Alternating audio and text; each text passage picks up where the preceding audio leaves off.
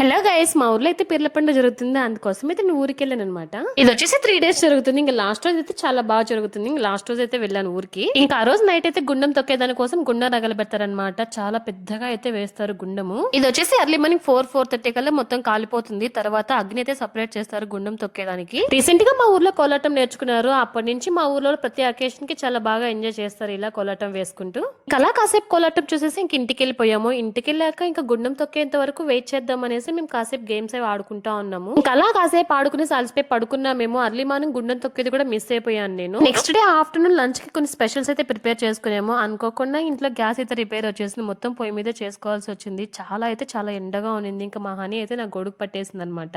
Food preparation అంతా అయిపోతే first నేను వెళ్ళి పడుకున్నాను. అంత అలసిపోయాను నేను ఆ ఎండలో ఆ పొయ్యి దగ్గర చేసేదానికి. తర్వాత ఇంకా లేసి తినేసి ఇంకా ఈవినింగ్ అక్కడ గుండం తొక్కే దగ్గరికి అయితే వెళ్ళామన్నమాట. గుండం వచ్చేసి చిన్న పిల్లలు పెద్ద పిల్లలు అని తేడా లేకుండా ఎవరైనా తొక్కొచ్చు. అసలు చాలా నమ్మకంతో తొక్కుతారు. ఏదైనా కోరికలు కోరుకుంటే నెరవేరుతాయనే నమ్మకంతో అయితే తొక్కుతారనమాట. ఇంకా లాస్ట్ కి పీర్లు అయితే ఏటికి వెళ్ళిపోతాయి. ఇంక మేము అక్కడ దండం పెట్టేసుకొని ఇంటికి వచ్చేసాము.